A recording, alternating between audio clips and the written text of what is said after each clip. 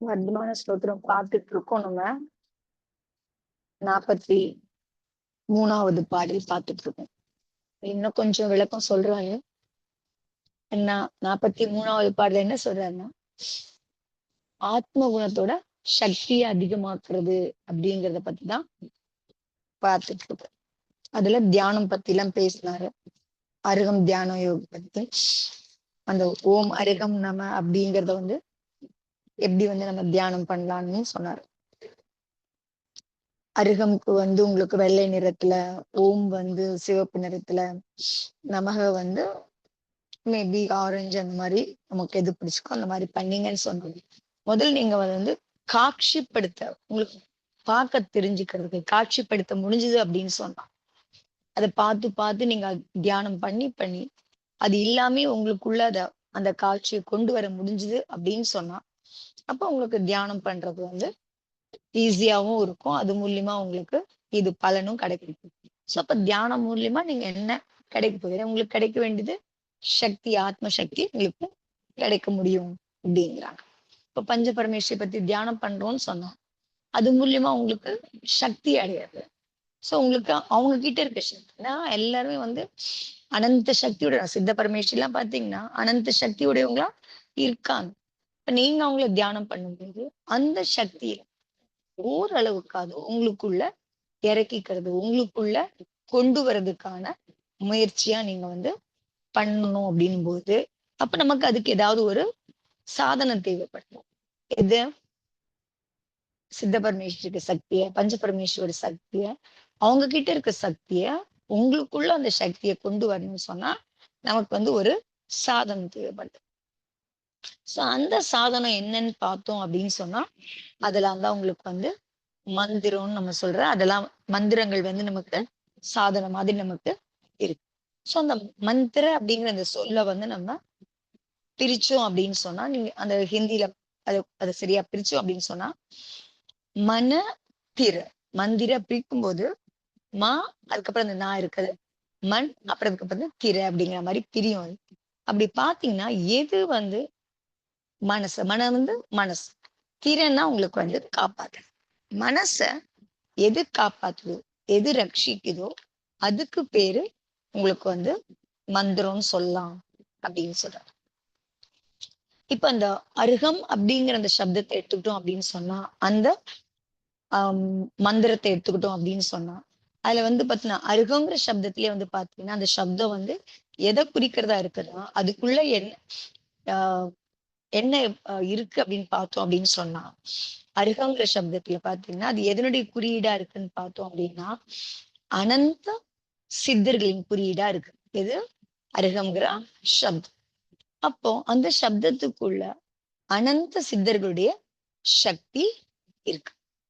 அதே மாதிரி பார்த்தோம் அப்படின்னு சொன்னா, ஓம்ங்கிற சப்தத்துல பாத்தீங்கன்னா பஞ்ச பரமேஸ்வரிகளுடைய சக்தி. ஏன்னா அந்த ஓம்ங்கிற சப்தமே உங்களுக்கு வந்து பஞ்ச பரமேஸ்வரியுடைய குறியீடா இருக்கு அப்படிங்கிற பொழுது, அந்த ஓம்ங்கிற சப்தத்துல பஞ்ச பரமேஸ்வரியுடைய சக்தி அடங்கி இருக்கு. அருகம்ல அனந்த சித்தர்களுடைய சக்தி அடங்கி. இப்ப இந்த அக்ஷரங்கள் ஓம் அருகம் நம அப்படிங்கிறத நீங்க தியானிச்சீங்க அப்படின்னு சொன்னா, அப்ப நமக்கு என்ன ஆகும் அப்படின்னு சொன்னா, உங்களுக்கு அந்த அனந்த சித்தர்களுடைய சக்தி, பஞ்ச பரமேஸ்வரியுடைய சக்தி, அரகந்த ஆச்சாரியர்களுடைய சக்திய உங்களுக்குள்ள இறக்கிக்க முடியும் அப்படிங்கிற.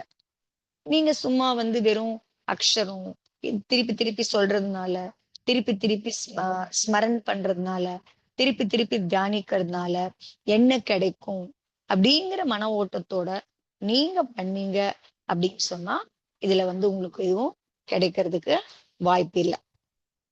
சோ முழு மனசோட நீங்க அது நம்பிக்கை இருக்கணும் உங்களுக்கு. சோ இந்த அருகம்ங்கிற சப்தத்துல வந்து அனந்த சித்தர்களை குறியீடா இருக்கு. அதுல அனந்த சித்தர்களுடைய சக்தி இருக்கு. அதே மாதிரி ஓம்ங்கிற சப்தத்துல பஞ்ச பரமேஸ்வருடைய சக்தி அடங்கி இருக்கு அப்படிங்கிற நம்பிக்கையோட நீங்க தியானம் பண்ணீங்க அப்படின்னு சொன்னா, அப்போ உங்களுக்கு வந்து எல்லாமே உங்களுக்கு வந்து உங்களுடைய இதை வந்து சக்திய அதிகமாக்கி போடும்.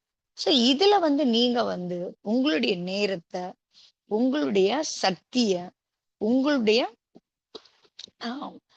என்ன சொல்றது, மனசு அதெல்லாம் வந்து நீங்க வந்து ஈடுபடுத்தினீங்க அப்படின்னு சொன்னா, அப்போ உங்களுக்கு அந்த சக்திய அடையும். அப்படி இல்லாம இப்ப பொதுவா என்ன ஆகுது, இந்த மாதிரி கோயிலுக்கு போறதுன்றதோ, இல்ல தியானம் பண்றதோ, இதுலலாம் வந்து உங்களுடைய உங்களுடைய நேரம், பணம், சக்தி இதெல்லாம் வந்து நீங்க வந்து வேஸ்ட்டுன்னு நெனச்சீங்க அப்படின்னு சொன்னா, அப்ப வந்து உங்களால வந்து என்ன பண்ண முடியும்? எதுல வந்து உங்களுக்கு வந்து எந்தவித கஷ்டமும் இல்லாம, உங்களுக்கு வந்து எல்லாம் கிடைக்குதோ, அத வந்து நீங்க என்ன நெனைக்கிறீங்க? உபயோகமற்றதா நெனைக்கிறீங்க. எது உபயோகம் இல்லாத விஷயமோ, எது அல்ப விஷயமோ, அத வந்து நீங்க என்ன நினைக்கிறீங்க? உங்களுக்கான விஷயமா நினைக்கிறீங்க. அப்படி இருந்தது அப்படின்னு சொன்னா, அப்ப உங்களால வந்து என்ன வந்து சாதிக்க முடியும்? ஒண்ணுமே உங்களுக்கு வந்து சாதிக்க முடியாது அப்படிங்கிறது தான். அப்ப இந்த இந்த ஓம் அருகம் கூட வந்து பாத்தீங்கன்னா, முன்னாடியே ஒருத்தர் சொன்னாரு. இல்ல வந்து ஒருத்தருக்கு வந்து உடம்பு சரியில்லாம இருந்து அவங்களுக்கு வந்து அ இந்த மாரி அருகம் நம்ம வந்து அவரு தியானம் பண்ணாரு அப்படிங்கிற பொழுது அவங்களுக்கு வந்து அது மாரிலாம் பலன்லாம் கிடைச்சது அப்படின்னு சொல்லும்பொழுது, அத வந்து நீங்க வந்து தொடர்ந்து அத என்ன பண்ணணும்? அந்த அந்த நிலம் மாறுனதுக்கு அப்புறம், அதுல உங்களுக்கு வந்து ஒரு இம்ப்ரூவ்மென்ட் கிடைச்சதுக்கு அப்புறமும், நீங்க அத தொடர்ந்து பண்ணீங்க அப்படின்னா தான், உங்களால வந்து அந்த விஷயங்கள தக்க வச்சுக்க முடியும். அப்படி இல்லாம, எப்படி இன்னைக்கு நாட்டுல என்ன நடக்குது? இன்னைக்கு இன்னைக்கு இருக்கிற உலகத்துல என்ன நடக்குதுன்னா, எல்லாம் யூஸ் அண்ட் த்ரோ பாலிசி தான். உபயோகம் உபயோகம் முடிஞ்ச உடனே தூக்கி எறிஞ்சுறது. சோ அந்த மாதிரி இந்த விஷயங்களையும், இந்த சாதனங்களையும் கூட நீங்க அந்த மாதிரி ஒண்ணு கிடைக்கணும், அது வரைக்கும் அத பண்றது. அதுக்கப்புறம் அத தூக்கி போட்டுறது. அந்த மாதிரி பண்ணோம் அப்படின்னு சொன்னா, உங்களுக்குள்ள வந்து என்ன இருக்க முடியாது அப்படின்னா, ஒரு ஸ்திரத்தன்மை உங்களுக்குள்ள இருக்க முடியாது. அந்த ஸ்திரத்தன்மை இல்ல அப்படின்னு சொன்னா, உங்களால என்ன பண்ண முடியாது அப்படின்னு சொன்னா, பக்தி பண்ண முடியாது. ஏன்னா, அந்த நம்பிக்கையில உங்களுக்கு அந்த ஸ்திரத்தன்மை இல்ல. அந்த நிலைப்பு தன்மை இல்ல அப்படின்னு சொன்னா, தொடர்ந்து நீங்க அத வந்து உங்களுக்குள்ள வச்சுக்க முடியல அப்படின்னு சொன்னா, அப்ப உங்களால என்ன பண்ண முடியாது அப்படின்னு சொன்னா, பக்தி செய்ய முடியாது அப்படிங்கிறது தான்.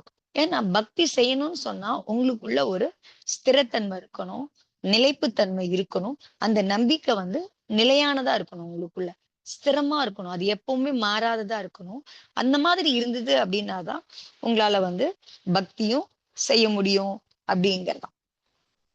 அதே மாதிரி பக்தி செய்யும் பொழுது, ஒருவேளை உங்க மனசுக்குள்ள வந்து என்ன மாரி காமம், குரோதம் இது வந்து ஜாஸ்தியா இருந்ததுன்னு சொன்னா, சோ பக்தியும் செய்றீங்க. அதே சமயத்துல உங்களுக்குள்ள என்ன இருக்கு உங்களுக்கு? காமம், குரோதம் அந்த அக்னி எரிஞ்சிட்டே இருந்தது அப்படின்னு சொன்னா, அந்த அக்னி என்ன பண்ணும் அப்படின்னு பார்த்தீங்கன்னா, உங்கள வந்து அது எரிச்சிருமே தவிர, உங்களுக்கு வந்து நீங்க பக்தி பண்றீங்க. ஆனாலும் உங்க மனசுல என்ன இருக்கு உங்களுக்கு? இந்த காமம், குரோதம், லோபம்லாம் வந்து ஜாஸ்தியா இருந்ததுன்னு சொன்னா, நீங்க அத அதிகமாக்கிக்கிட்டே இருந்தீங்க அப்படின்னு சொன்னா, அது உங்கள அக்னி மாதிரி நெருப்பு உங்கள எரிச்சிரும். மனசு முதல்ல எரிக்கும். அதுக்கப்புறம் உங்களையுமே அது உங்க வாழ்க்கையுமே சேர்த்து எரிச்சிரும் அப்படிங்கிறது. அப்போ அப்ப நீங்க சொல்லிட்டே இருக்கீங்க, நான் பக்தி பண்றேன். ஒரு இதுவும் அதிகமாக்கிக்கிட்டே போறீங்க அப்படிங்கிற பொழுது, அப்ப உங்களுக்குள்ள அது எரிக்க எரிக்க, உங்களுக்குள்ள எப்படி உங்களுக்கு ஒரு அமைதியும், ஒரு சாந்தி, ஒரு சந்தோஷம் கிடைக்க முடியும்? அது கிடைக்கவே முடியாது அப்படிங்கிறது தான்.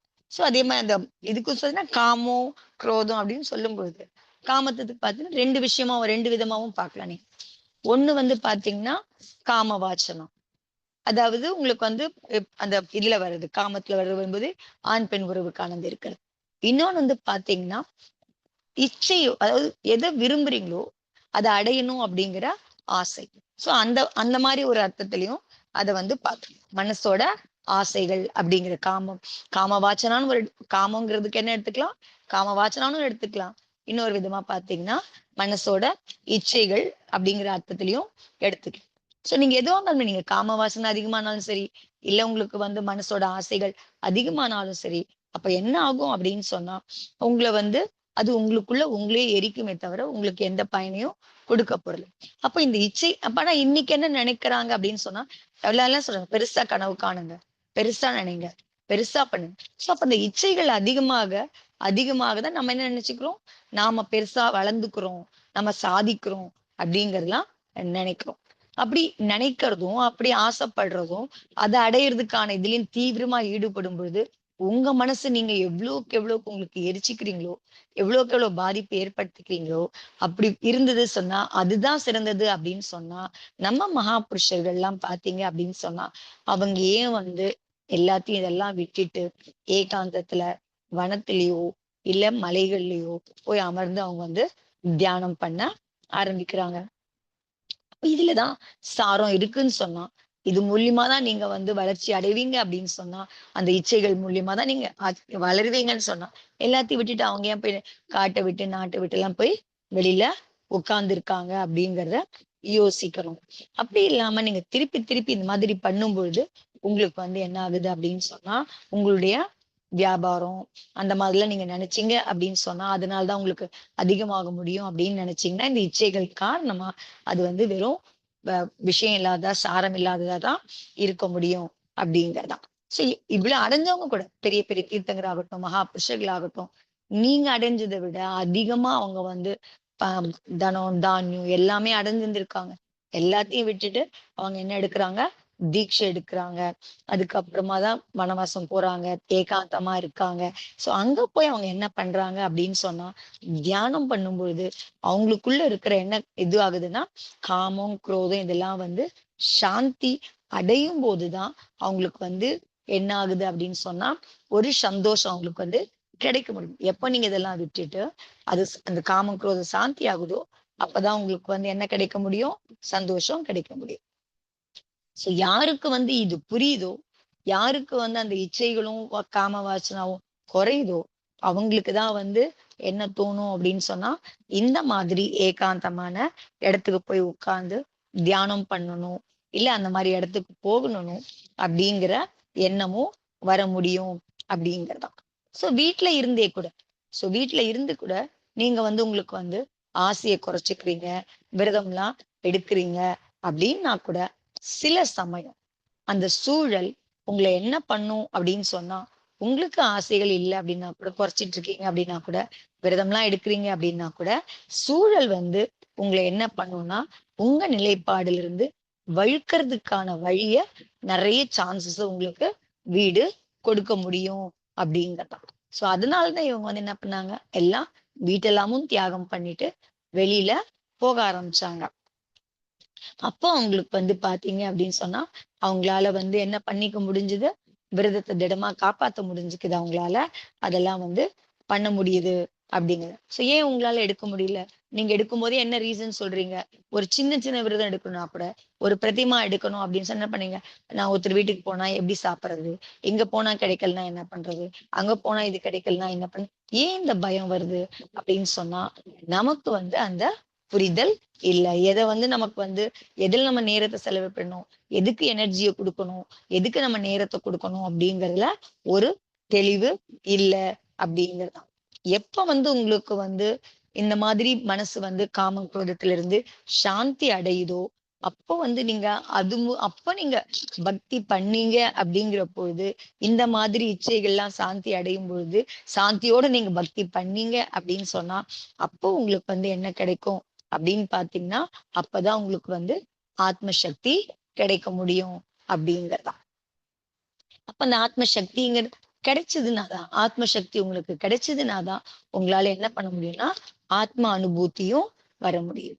உங்களுக்கு வந்து சும்மாவே போய் உட்கார்ந்தோம், பண்றோம். எனக்கு ஆத்ம அனுபவம் வந்துருச்சு. என்னால ஆத்மாவ தியானிக்க முடியுது. எனக்கு ஆத்மாவுக்குள்ள போக முடியுதுன்னுலாம் சொல்றீங்கன்னு சொன்னா, பண்ணவே முடியாது அப்படிங்கிறது தான். முதல்ல என்ன சாந்தி அடையணும்? உங்களுக்குள்ள இருக்கிற காமம், குரோதம் சாந்தி அடையணும். அப்பதான் உங்களால வந்து இந்த ஆத்ம அனுபூதியும் பண்ண முடியும். விரதங்களையும் நம்மளால கடைப்பிடிக்க முடியும் அப்படிங்கிறது.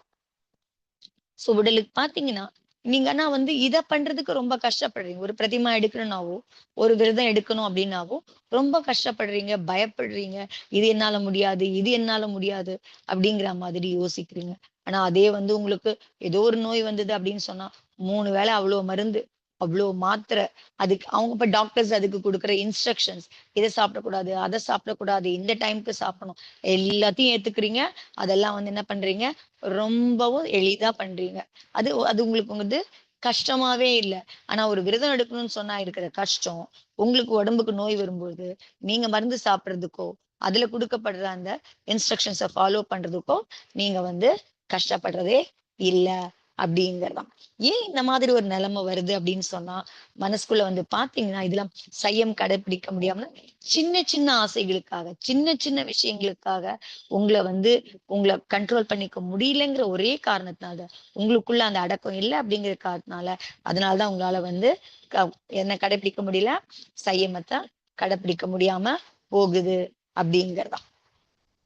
இப்ப வந்து இப்பெல்லாம் பாத்தீங்கன்னா முன்னாடி காலத்துல வந்து பாத்தீங்கன்னா மகாமுனிகளை கூட அந்த வேற நாட்டுக்கெல்லாம் அனுப்பிச்ச சரித்திரம் எல்லாம் இருக்கு உங்களுக்கு. இன்னைக்கும் பாத்தீங்கன்னு சொன்னா நிறைய பேர் விரதம் எல்லாம் எடுத்துக்கிட்டு வெளிநாடுகள்லாம் கூட போய் என்ன பண்றாங்க அப்படின்னு சொல்றாங்கன்னா, அந்த மாதிரி விரதங்கள்ல வந்து பாத்தீங்கன்னா கடைப்பிடிச்சு ஒரு ஒரு தர்ம பிரபாவனை பண்றதுக்கான வாய்ப்பு இருக்கு, பண்றாங்க. அதையும் பார்க்க முடியுது. அப்படின்னா அது சில பேர் பண்றாங்க அப்படிங்கிற போது அதெல்லாம் பார்க்கும்போது நீங்களும் வந்து அது காரணமா, நீங்களும் அந்த இது காரணமா உங்களுக்குள்ளேயும் தாக்கம் ஏற்பட்டு நீங்களும் விரதத்தை கடைப்பிடிக்கிறதுக்கும் இது ஏற்படுத்திக்கிறதுக்கும் முயற்சி பண்ணணும் அப்படின்னு சொல்றாங்க. சோ எந்த காலத்துலன்னு பாத்தீங்கன்னா, அது இவர் காலத்துல அசோகர் காலத்துல, பேரரசர் அசோகர் காலத்துல வந்து பாத்தீங்கன்னா அந்த சமயத்துல இருக்க ஆஹ் அந்த நல்ல அந்த சாம்ராஜ்யத்துல வந்து பாத்தீங்கன்னா ராஜாக்களும் சரி, அதே அப்ப இருந்த சில அரசர்கள்லாம் கூட பாத்தீங்க அப்படின்னு பாத்தீங்கன்னா சாதுக்களை எங்க அமைச்சிருக்காங்க அப்படின்னு சொன்னா ஈரான், ஈராக் போன்ற நாடுகளுக்கு கூட அவங்கள அனுப்பிச்சிருக்காங்க. அது அவங்க போகிறதுக்கு அவங்களுக்கு உண்டான வசதி, அவங்களுக்கு உண்டான பாதுகாப்பு இதெல்லாமும் அப்ப வந்து செஞ்சிருக்காங்க அப்படிங்கறதா. சரி, அந்த மாதிரி வெளிநாட்டுலதான் போய் உங்களுக்கு பிரபாவனை பண்ண முடியல அப்படின்னா கூட நீங்க வந்து வீட்டுல இருந்தே கூட உங்களால வந்து தர்ம பிரபாவனை பண்றதுக்கான முயற்சிய பண்ணணும் அப்படிங்கறதா. சோ அது எப்படி பண்ண முடியும்? உங்க விரதங்களை பரிபாலிக்கும் பொழுது, நீங்க அகிம்சையை கடைபிடிக்கும் பொழுது, நீங்க அதை இது பண்ணும்போது மத்தவங்களுக்கு அது பிரபாவனையா உங்களால பண்ண முடியும். உங்க ஜெயின தர்மம் என்ன சொல்லுதோ, பகவான் தர்மத்தை பத்தி என்ன சொல்லியிருக்காரோ அதை நீங்க ஃபாலோ பண்ணும் பொழுது அப்ப உங்களுக்கு வந்து அது பிரபாவனையா உங்களுக்கு இருக்க முடியும் அப்படிங்கறதா. சோ தர்மத்தை நீங்க தர்ம கிரியை பண்றது வேற, தர்மியா இருக்கிறது வேற.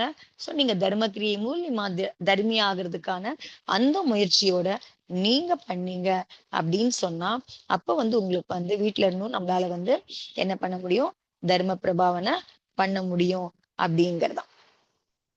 அதனால அதுக்கும் நீங்க வந்து முயற்சி பண்ணணும். ஏன்னா பெரும்பாலான இடத்துல வந்து பாத்தீங்கன்னா இந்த விரதம் எடுத்துக்கோங்க, அந்த விரதம் எடுத்துக்கோங்க அப்படி ஏதாவது சொன்னோம்னு சொன்னா ரொம்பவுமே வந்து பாத்தீங்கன்னா அது எடுத்துக்க முடியாதுன்னு சொல்றதுக்கான ரீசன் வந்து பாத்தீங்க அப்படின்னு சொன்னா ரொம்ப ரொம்ப சின்ன சின்ன விஷயம்தான் அது தடுக்குதே தவிர உங்களுக்கு அதனால வந்து பெரிய விஷயங்கள் கூட கிடையாது அப்படிங்கறதா. இப்ப கூட வந்து பாத்தீங்கன்னா தீபாவளி சமயம் வரப்பொழுது. சோ வந்து பிச்சி பரிவர்த்தனை சாத்துர் மாசம் முடிய பொழுது பிச்சி வந்து பரிவர்த்தனை பண்ற நேரம் வந்திருக்கு. சோ பிச்சி பரிவர்த்தனை பண்றேன்னு சொன்னா என்ன மகாமுனியோட பிச்சி யார் எடுத்துக்க முடியும்? யார் லட்சக்கணக்குல பணம் கொடுக்குறவங்களுக்கு எடுத்து கொடுக்க முடியும்? அப்படி இல்ல அப்படிங்களா. யார் வந்து இச்சைகளை ஜெயிக்கிறாங்களோ, யார் வந்து சமயம் எடுக்க தயாராகிறாங்களோ அவங்களுக்கு தான் அந்த பிச்சி கொடுக்கறதுக்கான பெறதுக்கான அருகதையும் இருக்கு, கொடுக்கறதுக்கான வாய்ப்பும் இருக்கு அப்படிங்கறதான். அதனால வந்து இச்சைகளை வந்து ஜெயிச்சு பகவானுடைய பக்திய செஞ்சோம் அப்படின்னு சொன்னா அப்போ வந்து நமக்கு வந்து என்ன ஆகும் அப்படின்னு சொன்னா அப்பதான் சம்பந்தபத்த ஆச்சார் சொன்ன மாதிரி அது வந்து காம ஜெயி காமதுகி ரெண்டுமாவே அது இருக்க முடியும். அதாவது இச்சைகளை நம்ம நினைச்சது கொடுக்கக்கூடியதாகவும் இருக்கும், இன்னொரு பக்கம் அது இச்சைகளை அழிக்கக்கூடியதாகவும் இருக்க முடியும் அப்படிங்கறதான். அப்போ உங்களுக்கு வந்து அந்த பக்தி வந்து என்ன மாதிரி இருக்கு, நீங்க காமமும் இதுவும் இல்லாம குரோதமும் இல்லாம பகவானுக்கு பக்தி செய்யும் பொழுது அந்த பக்தி என்ன ஆகுது, மழை மாதிரி ஆகுது. எதுக்கு மழை ஆகுது? உங்களுக்கு வந்து உங்களுக்குள்ள இருக்கிற அந்த காம குரோதங்கிற அக்னிய தகிக்கிற மழையா அது ஆக முடியும் அப்படிங்கறதான். சோ அதனால வந்து இங்க வந்து பாத்தீங்கன்னா இந்த காதையில வந்து 4 விஷயம் வந்து சொல்றாங்க. இதுல ஆத்மசக்தி இதுல பாத்தீங்கன்னு சொன்னா பக்தி ஒண்ணு சொல்றாங்க, முக்தி ஒண்ணு சொல்றாங்க, சக்தி ஒண்ணு சொல்றாங்க, ஞப்தி ஞப்தின்னு ஒண்ணு சொல்றாங்க. அதுக்கான விளக்கமும் அதுல வந்து இருக்கு அப்படிங்கறதுதான். இதுல முதல்ல வந்து பாத்தீங்க அப்படின்னு சொன்னா பக்தி. சோ அந்த பக்திங்கிறது வந்து நீங்க நம்ம வந்து பகவானோட நம்மள தொடர்பு படுத்திக்கிறது, பகவானோட நம்மள சம்பந்தப்படுத்திக்கிறது பண்ணிக்கிறது பேர் வந்து உங்களுக்கு வந்து பக்தியா வந்து இருக்க முடியும் அப்படிங்கறதாம். சோ அது மூலியமா தான் உங்களுக்கு வந்து என்ன பண்ணிக்க முடியும் அப்படிங்கன்னா கர்ம நிர்ஜரையும் உங்களுக்கு வந்து பண்ண முடியும். சோ இப்ப இந்த பக்தி மூலியமா நீங்க கர்ம நிர்ஜரை பண்ணும் பொழுது உங்களுக்கு அதிக மூலியமா உங்களுக்கு என்ன கிடைக்கும் அப்படின்னு பாத்தீங்கன்னா முக்தி வந்து கிடைக்கும். சோ இந்த முக்தி கூட வந்து பாத்தீங்கன்னா நீங்க வந்து வேற நீங்க போக வேண்டியது முக்தியை தேடிக்கிட்டு போக வேண்டியது இல்ல. அந்த முக்தி எங்க கிடைக்கும்? இதே கர்ம பூமியில தான், இங்கதான் கிடைக்கும் அது. நீங்க வந்து பக்திய பிழை இல்லாம இது இல்லாம பண்ணீங்கன்னு சொன்னா முக்தி பெண் வந்து என்ன பண்ணுவா, அவ உங்களை வந்து வரமாலா அந்த திருமண மாலை எடுத்துட்டு வந்து உங்களை வந்து இது பண்ணிப்பாங்க. இங்க இருந்துதான் அப்புறம் உங்களை சித்தலோகத்துக்கு சோ முக்திங்கிறது வந்து எங்க கிடைக்கும்? சித்தலோகத்துல கிடைக்கிறது இல்ல. இங்க கிடைக்குது. எது மூலியமா கிடைக்கும்? நம்மளுடைய புருஷார்த்தம் மூலியமா. சோ முக்தி கிடைக்கணும்னு சொன்னா புருஷார்த்தம் எங்க பண்ணும்? இங்க பண்ணும் அப்படிங்கறதுதான். வெறும் பஜனை பண்றதுனாலயோ வெறும் பாடல் பாடுறதுனாலயோ நமக்கு வந்து என்ன பண்ண முடியாது? முக்திய அடைய முடியாது அப்படிங்கறதுதான். சோ அதனால என்ன பண்ணணும்னா எது வரைக்கும் உங்களுக்கு வந்து சரீரம் நல்லா இருக்கோ அது வரைக்கும் நாம அத வந்து இந்த மாதிரி புருஷார்த்தம் செஞ்சுக்கிட்டே இருக்கணும் அப்படிங்கறதுதான். எந்த மாதிரி புருஷார்த்தம்? இந்த மாதிரி சையம் தபம் அந்த மாதிரி புருஷார்த்தம் பண்ணிக்கிட்டே இருக்கணும் அப்படிங்கறதுதான். இந்த பக்தி மூலியமா உங்களுக்கு வந்து இதெல்லாம் வந்து நமக்குள்ள என்ன வர முடியும் அப்படின்னு சொன்னா உங்களுக்கு வந்து ஒரு சந்தோஷம் உங்களுக்குள்ள அதை இது பண்ணுவேன். ஏன்னா உங்களுக்குள்ள அந்த காமமும் குரோதமும் போயிடுச்சுன்னு சொன்னா உங்களுக்குள்ள ஒரு எப்போ கவலை இருக்க போறது இல்ல, சிந்தனை இருக்க போறது இல்ல, பயம் இருக்க போறது இல்ல, எதுவுமே இருக்க போறது இல்ல. உங்களுக்கு ஆசைகள்லாம் இல்லை அப்படிங்கிற பொழுது அப்போ உங்களுக்கு வந்து என்ன கிடைக்கும் அப்படின்னு சொன்னா உங்களுக்கு வந்து சந்தோஷம் கிடைக்கும் அப்படிங்கறதுதான். சோ முக்தியும் உங்களுக்கு என்ன ஆகுது? அது மூலியமா நிர்ஜரை பண்ணும்பொழுது எதுல இருந்து விடுதலை கிடைக்குது உங்களுக்கு? அதுலயும் உங்களுக்கு வந்து பாத்தீங்கன்னா கருமத்துல இருந்து விடுதலை, இதுல இருந்தெல்லாம் விடுதலையும் உங்களுக்கு கிடைக்குது அப்படிங்கறதாம். சோ இந்த சக்தின்னு பார்த்தோம் அப்படின்னு சொன்னா அது என்னன்னு பார்த்தோம் அப்படின்னு சொன்னா சக்தின்னு சொன்னா உங்களுக்கு குணங்கள்ல திருப்தி அடையறது. யாருடைய குணங்கள்ல? பகவான் கிட்ட என்னென்ன குணங்கள் இருக்கோ அந்த குணத்தை நீங்க அடையணும் முயற்சி பண்ணும்போது அந்த குணங்கள்ல உங்களுக்குள்ள என்ன கிடைக்கும் அப்படின்னு சொன்னா திருப்தி அடையிறது அப்படிங்கிறதாம். சோ அந்த திருப்தி எப்படி கிடைக்கிறது மூலியமா அப்ப என்ன கிடைக்கும்னா உங்களுக்குள்ள சக்தி கிடைக்கும் அப்படிங்க. சோ திருப்தி எப்ப ஏற்படும்? நீங்க பகவானுடைய குணத்தை, பகவானுடைய பேரை, பகவானுடைய இது பிம்பங்களை நீங்க ஸ்மரன் பண்ணும்போது உங்களுக்கு வந்து பகவானுடைய பாதச்சரம், பகவானுடைய குணங்கள் இதெல்லாம் நீங்க திருப்பி திருப்பி தியானம் பண்ணும்பொழுது அந்த தியானம் மூலியமா உங்களுக்குள்ள ஏற்படுற திருப்தி பாவனை வருது பாத்தீங்களா? அப்ப வந்து உங்களுக்கு வந்து அதுதான் உங்களுக்கு வந்து சக்தி வடிவமா உங்களுக்குள்ள மாறுது உங்களுக்கு.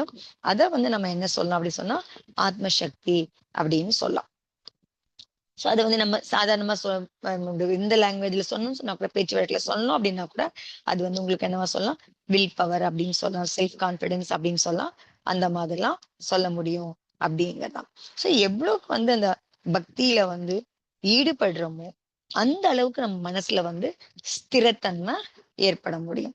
சோ அப்ப அந்த ஸ்திரத்தன்மை ஆக ஆக பக்தி மூலியமா உங்களுக்குள்ள ஒரு திடத்தன்மை வர வரைக்கும் ஒரு ஸ்திரத்தன்மை வரும் பொழுது அப்ப மனசு என்ன ஆகுது? உங்களுக்கு வந்து ரொம்ப பலமுடையதா ஆகுது அப்படிங்கறதா. அப்ப அந்த மாதிரி மனசுக்குள்ள உங்களுக்கு பலம் வந்ததுன்னு சொன்னா அந்த சக்தி வந்துருச்சு அப்படின்னு சொன்னா அப்ப எப்படி இருக்கும் உங்க மனசு அப்படின்னு பாத்தீங்கன்னா நமக்கு என்ன கிடைச்சிருக்கோ அதுல வந்து என்ன இருக்கும் அப்படின்னு சொன்னா திருப்தியும் சந்தோஷமும் இருக்கும். அப்ப இச்சைகள் அப்படிங்கிறது இருக்காது உங்களுக்கு.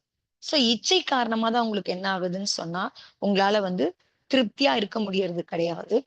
ஆனந்தமா சந்தோஷமாவும் உங்களுக்கு வந்து இருக்கிறது கிடையாது. ஏன்னு சொன்னா ஒரு ஒரு இச்சை ஆசைப்படுறீங்க, ஒண்ணு ஆசைப்பட்டீங்கன்னு சொன்னா அது கிடைச்சதுன்னு சொன்னா அது கிடைச்சதுக்கு அப்புறமா பாத்தீங்கன்னா அதை ஒட்டி எவ்வளவு கவலைகள், எவ்வளவு சிந்தனைகள். அப்போ நீங்க எதை அடையணும்னு நினைச்சீங்களோ எந்த ஆசை உங்களுக்கு பூர்த்தி ஆச்சோ அதுக்கான சந்தோஷமே உங்களுக்கு வந்து இல்லாம போயிடுது. இப்ப பாத்தீங்கன்னு சொன்னா உதாரணமா சொல்ல போனோம்னு பாத்தீங்கன்னா ஒரு கார் வாங்கணும்னு ஆசைப்படுறீங்க, ஒரு காரை வாங்குறீங்க. சோ எத்தனை நிமிஷம் அந்த சந்தோஷம் இருக்கும்? அந்த கார் வாங்குற வரைக்கும் இருக்குதா அந்த சந்தோஷம்? அதுக்கப்புறம் அந்த சந்தோஷம் இருக்கா? கண்டிப்பா கிடையாது.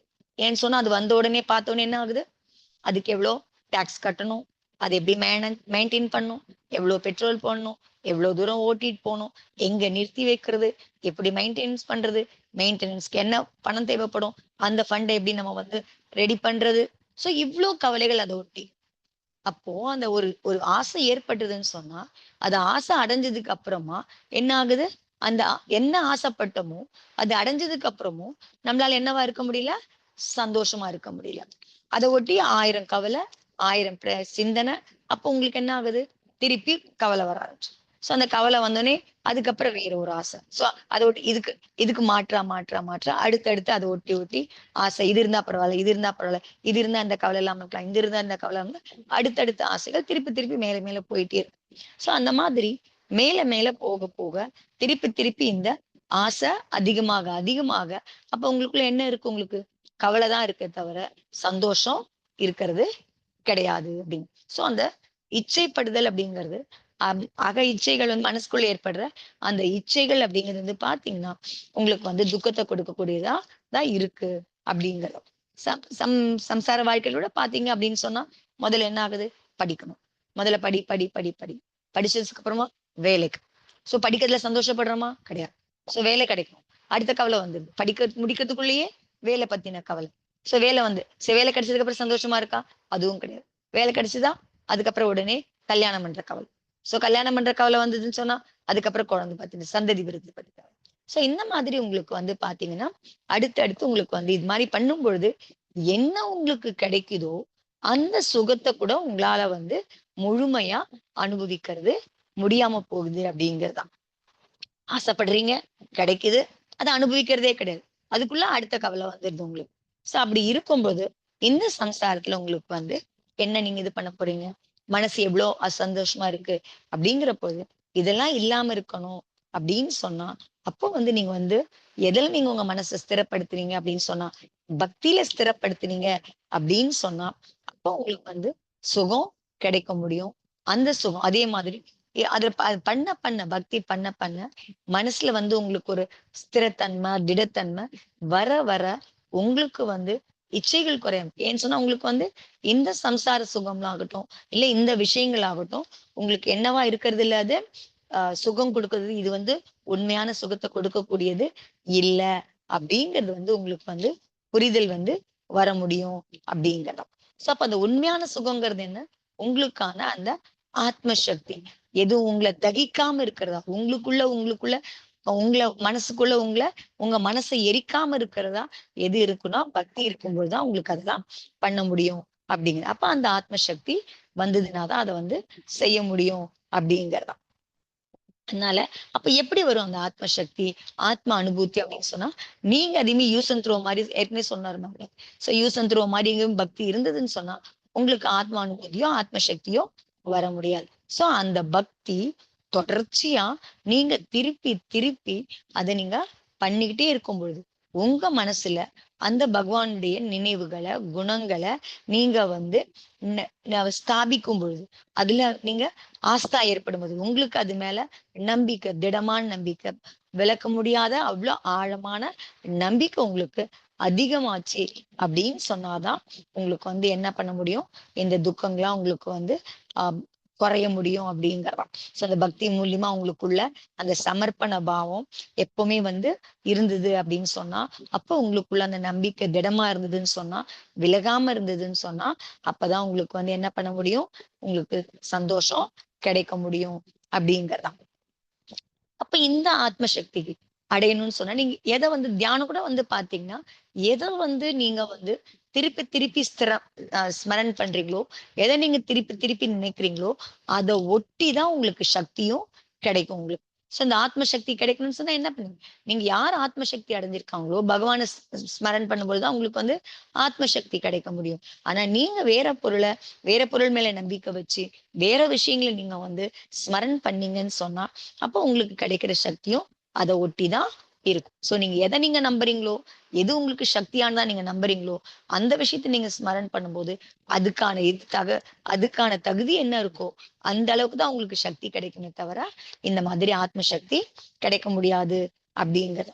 எப்போ உங்களுக்கு ஆத்ம சக்தி கிடைக்கும்னா, நீங்க சுத்த ஆத்மாவை தியானம் பண்ணும் பொழுதோ, அந்த மாதிரி பகவானை தியானம் பண்ணும் பொழுதுதான் உங்களுக்கு வந்து கிடைக்க முடியும் அப்படிங்கறதுதான். சோ தீர்த்தங்கரெல்லாம் கூட பாத்தீங்க அப்படின்னு சொன்னா, அவங்களுமே அந்த மாதிரி பண்ணும் பொழுதுதான். சோ நீங்க தீர்த்தங்களுடைய அவங்களுடைய வாழ்க்கை, அவங்க சாதிச்சத, அவங்க எப்படி சாதிச்சாங்க, அதெல்லாம் ஸ்மரன் பண்ணும்பொழுதுதான், சுத்தாத்மாவெல்லாம் பண்ணும்பொழுதுதான் நமக்கு வந்து அதுல இருந்து ஏதாவது கிடைக்க முடியும் அப்படிங்கறதுதான். அதனால அத வந்து நமக்கு வந்து தெரிஞ்சுக்கணும். சோ அதுக்குதான் என்ன சொல்றோம்? தீர்த்த கஷேத்திரத்துக்கு போகணும். ஏன்னு சொன்னா, அங்க போகும்போது அந்த மாதிரி ஒரு சக்தியான அவங்க இருக்கிறாங்க. அனந்த சக்திகள் இருக்காங்க. அனந்த சித்தர்கள் இருக்காங்க. சக்தியோட கூடியவங்களா இருக்கிறாங்க. எந்த பூமியில இருந்து அவங்க போனாங்களோ, சோ அந்த பூமிக்குலாம் நீங்க வந்து தீர்த்த யாத்திரை போனீங்க அப்படின்னு சொன்னா, அங்க இருந்து நமக்கு வந்து என்ன கிடைக்க முடியும் அப்படின்னு சொன்னா, இந்த மாதிரி உங்களுக்கு ஆத்ம சக்தி. அங்க போகும்போது நீங்க அவங்க எப்படி போனாங்க அப்படிங்கிற சிந்தனை உங்களுக்கு வந்ததுன்னு சொன்னா, அந்த குணத்தை நான் அடையணும். அவங்க பண்ண மாதிரி நானும் பண்ணணும் அப்படிங்கிற மாதிரி, அந்த உண்மையான சுகத்தை அடையணும் அப்படிங்கிற மாதிரி பாவனையோடு நீங்க வந்து அந்த தீர்த்த கஷேத்திரத்தெல்லாம் நீங்க போனீங்க, ஸ்மரண் பண்ணீங்க அப்படின்னு சொன்னா, அப்போ உங்களுக்கு வந்து ஆத்ம சக்தி கிடைக்க முடியும் அப்படிங்கிறதுதான். அப்படி இல்லாம, ஆனா இப்ப நிறைய போறாங்க. எல்லாம் தீர்த்த கஷேத்திரம்லாம் கூட போறாங்க. என்ன மாதிரி ஒரு போறாங்க? வெறும் டூரிஸ்ட் மாதிரிதான் போறீங்க. அந்த மாதிரி போனீங்க அப்படின்னு சொன்னா, அப்ப உங்களுக்கு மனசுக்குள்ள எப்படி சக்தி வர முடியும்?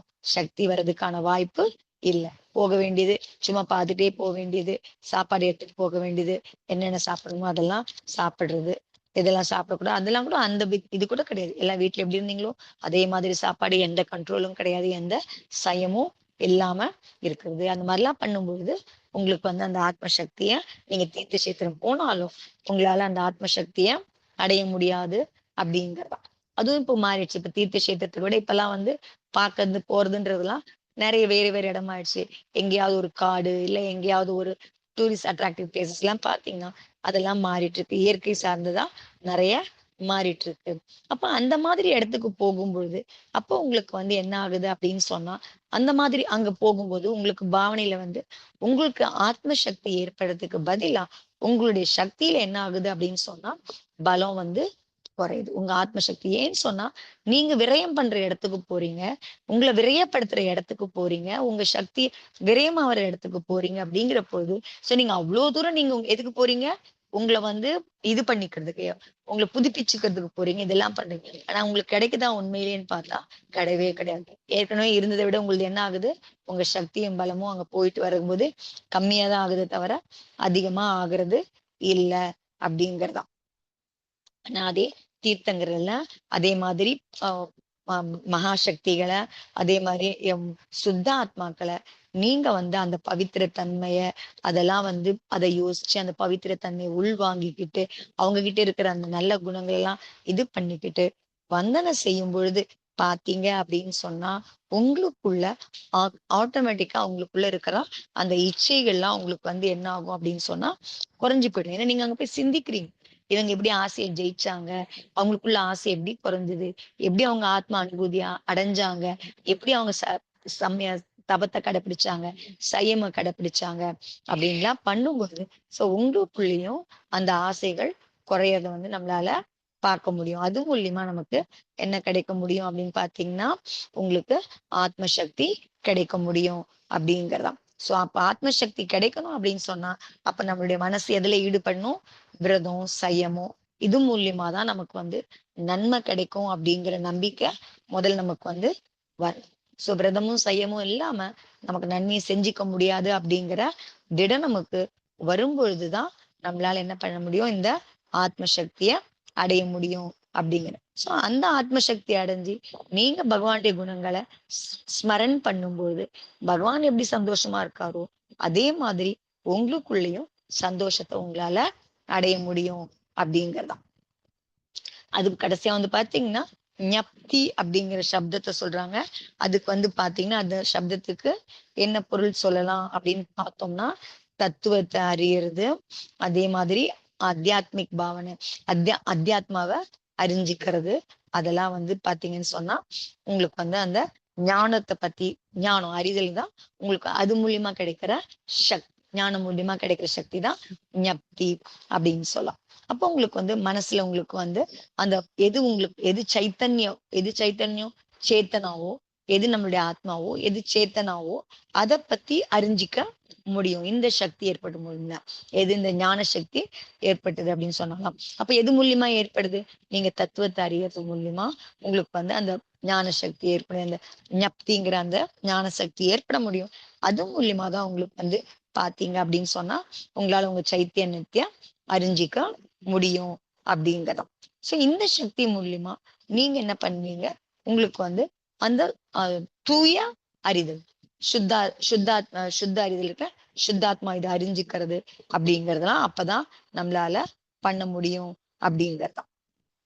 சோ இந்த மாதிரி பண்ணும்போது சோ பக்திங்கிறது நம்ம வந்து ரொம்ப சாதாரணமா சொல்றோம் பக்திங்கிறது. சோ இவ்வளவு விஷயங்களை நீங்க எது மூலியமா அடைய முடியும் அப்படின்னு பாத்தீங்கன்னா பக்தினாலதான் உங்களுக்கு இது எல்லாமே கிடைக்கும். என்னென்ன கிடைக்கும்? ஆத்ம சக்தி கிடைக்கும், இது கிடைக்கும். எல்லாமே உங்களுக்கு 4 விஷயம் சொன்னார் இல்லையா? உங்களுக்கு பக்தி கிடைக்கும், முக்தி கிடைக்கும், சக்தி கிடைக்கும், ஞப்தி ஞான சக்தியும் உங்களுக்கு அது மூலியமா தான் கிடைக்க முடியும் அப்படிங்கறத. அப்ப பக்திங்கிறது எவ்வளவு வலிமையான சாதனம் அப்படிங்கறத நம்ம வந்து தெரிஞ்சுக்கணும். சோ அப்ப பக்தி அப்ப எவ்வளவு ஆழமா செய்யணும், என்ன மனநிலையோட செய்யணும், என்ன மாதிரி நம்பிக்கை நமக்குள்ள இருக்கணும், நாம என்ன தேடுறோம், நம்ம என்ன பண்றோம் அப்படிங்கறதுல தெளிவு இருந்து பக்தி பண்ணோம் அப்படின்னாதான் இதெல்லாம் நமக்கு வந்து கிடைக்க முடியும் அப்படிங்கறதான். சோ அந்த பாடல்ல அவர் வந்து ஆத்ம குணங்களுடைய சக்தியை அதிகமாக்குறதுக்கு தான் அந்த பாடல் சொன்னாரு.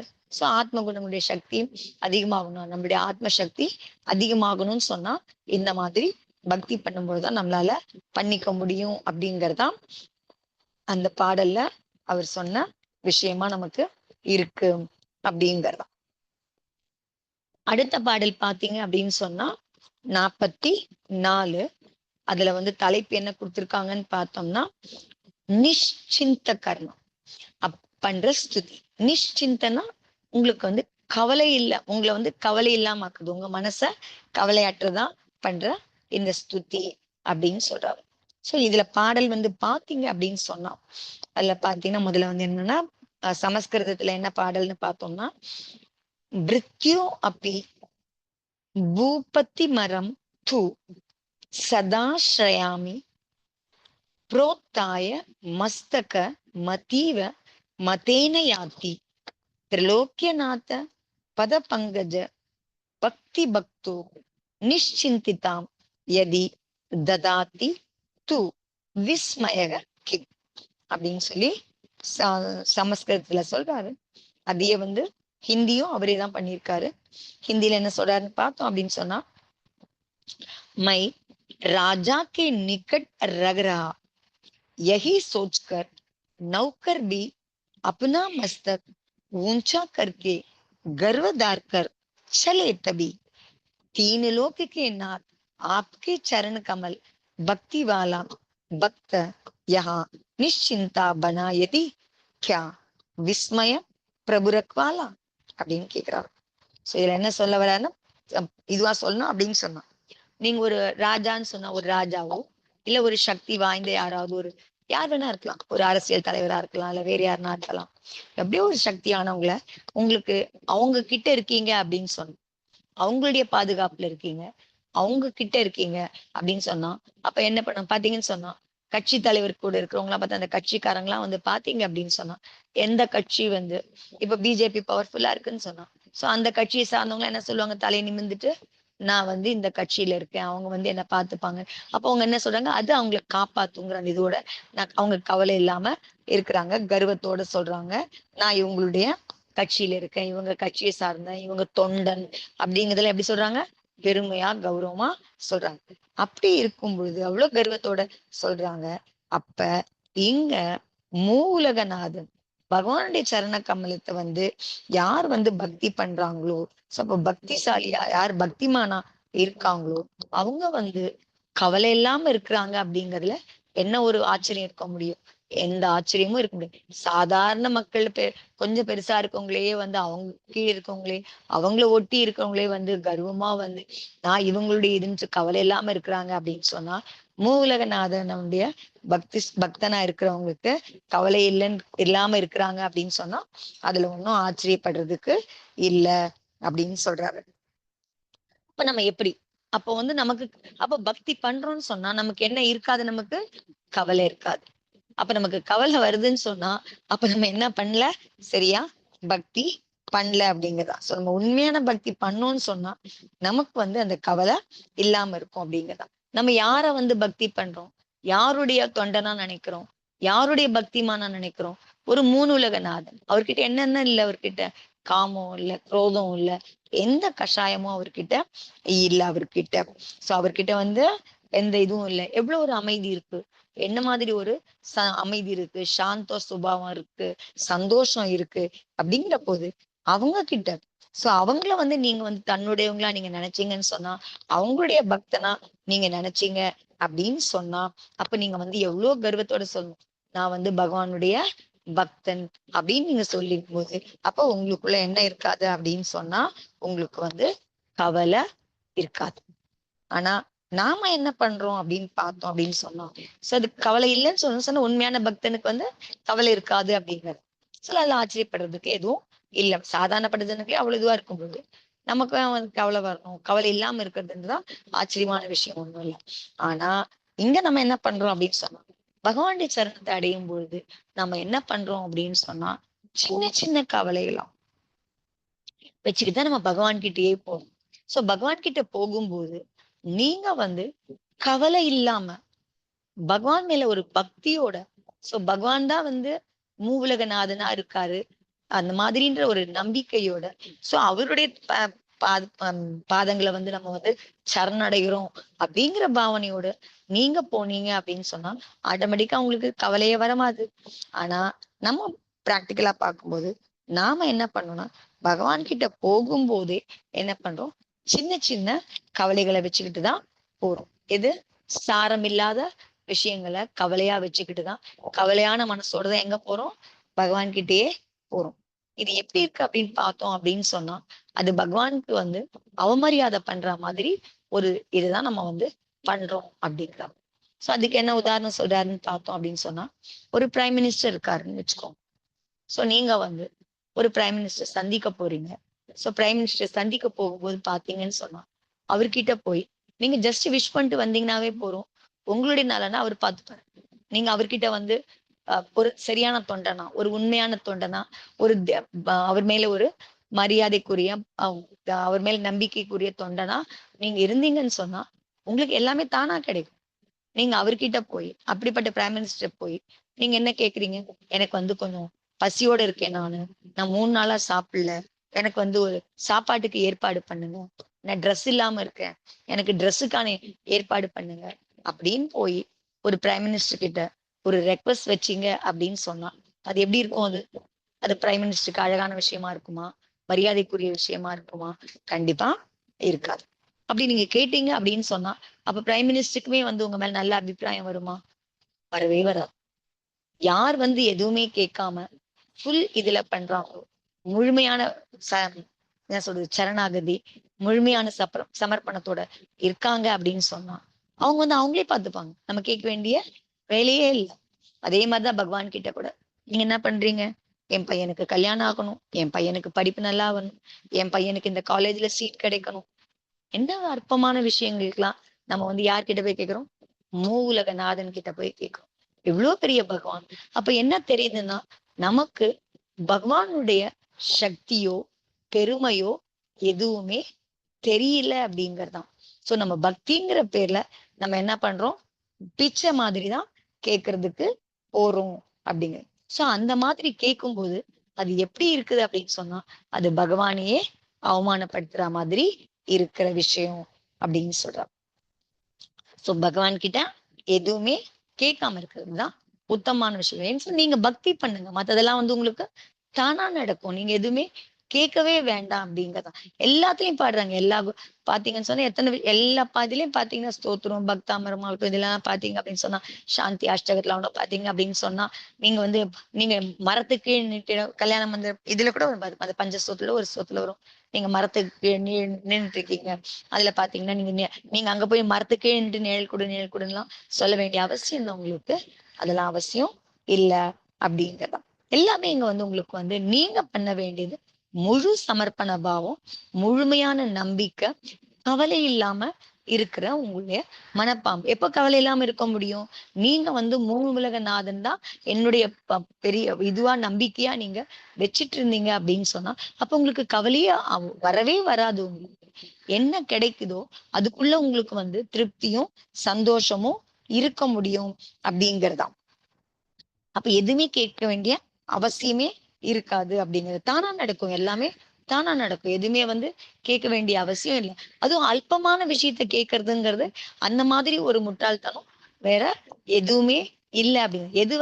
எதுல வந்து சுகம் இல்லையோ, எதுல வந்து சந்தோஷம் இல்லையோ, எது உண்மையானது இல்லையோ அந்த மாதிரி விஷயத்த நீங்க அதை வந்து சுகமா நினைச்சுக்கிட்டு அதை வந்து பெரிய கவலையா எடுத்துக்கிட்டு நீங்க வந்து ஒரு மூல நாதனுக்கு நீங்க அவமரியாதை பண்ற மாதிரிதான் நடந்துக்கிறீங்க அப்படின்னு. சோ அப்ப அந்த மாதிரி பகவானுக்கு நீங்க வந்து அவமரியாதை பண்ணாம இருக்கணும் அப்படின்னு சொன்னா அவருக்கு வந்து நீங்க முழு சமர்ப்பண பாவத்தோட பக்தி பண்ணி அவரை நீங்க தரிசனம் பண்ணீங்கன்னு சொன்னா, அவரை நீங்க ஆராதனை பண்ணீங்கன்னு சொன்னா அதுதான் வந்து உங்களுக்கு நல்லதை கொடுக்கக்கூடியதா இருக்க முடியும் அப்படிங்கறதான்.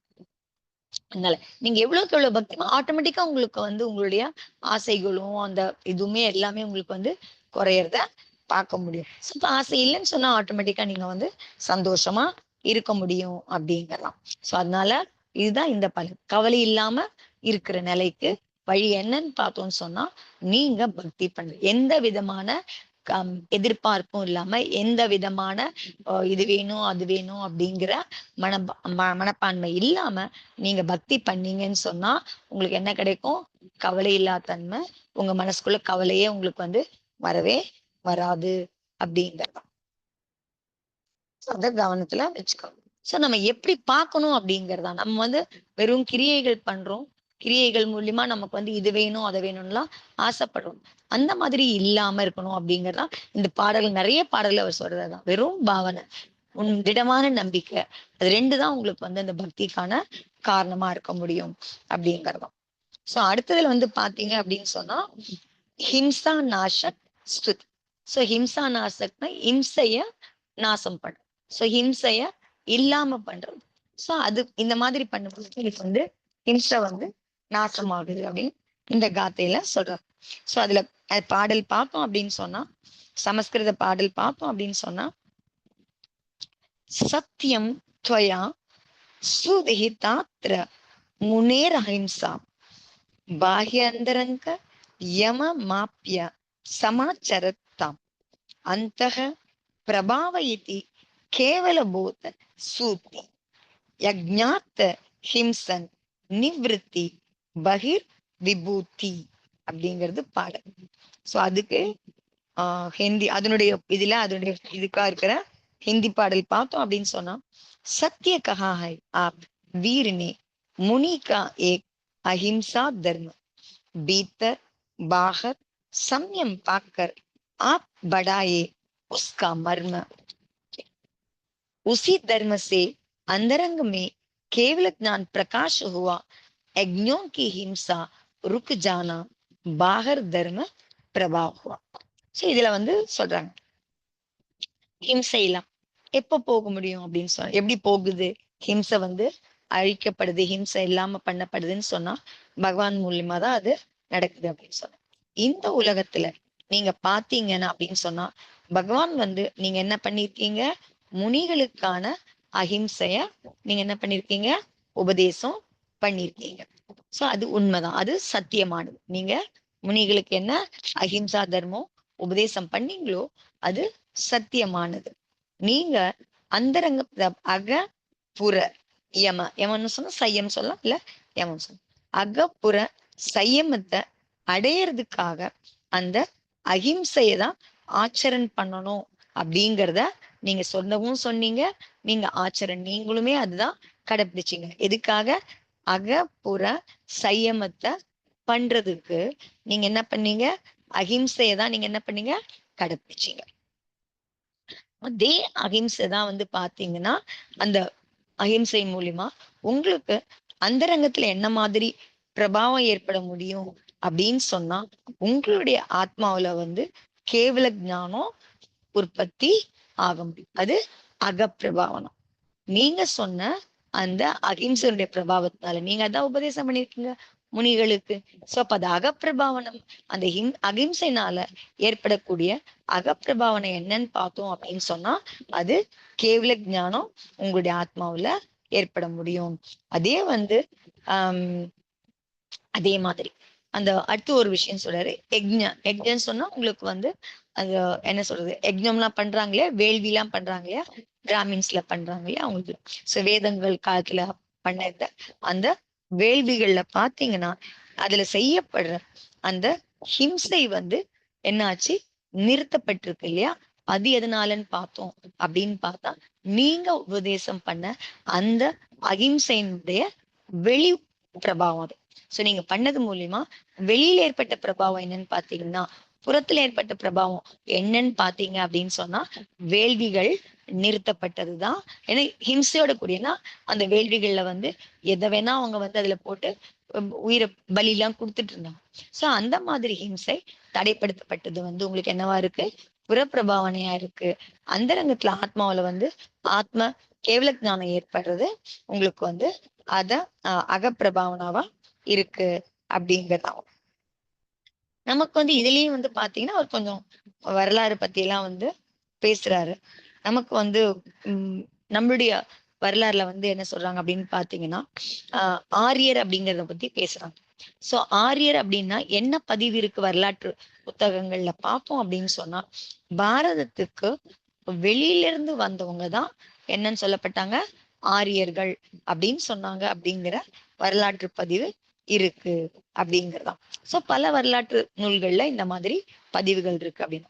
ஆனா இதுல வந்து நம்ம பார்க்க வேண்டியது என்ன அப்படின்னு பார்த்தோம் அப்படின்னு சொன்னா, அவங்க எது வந்து இந்த வரலாறுல குறிப்பிடுற அந்த ஆரியர்கள் யாருன்னு பார்த்தோம் அப்படின்னு சொன்னா, அவங்க வந்து வைதிக் ஆரியர்கள். அவங்க யாருன்னு பார்த்தா வைதிக் ஆரியர்கள். சோ அதாவது வேதம் வேதம் படிச்சுட்டு அந்த ஆரியர்கள் தான் வந்து வரலாறுல பதியப்பட்டிருக்க அந்த ஆரியர்களை குறிக்கிறதா இருக்கு அப்படிங்கிறதா. சோ அவங்க வந்து பாத்தீங்கன்னு சொன்னா, தன்னுடைய வேதங்கள், அதுக்கப்புறம் வந்து யஜ்ஞங்கள், இந்த வேள்விகள் அத பத்தின ஞானத்தோட இங்க வந்து செட்டில் ஆக ஆரம்பிச்சவங்க பாரதத்துக்குள்ள.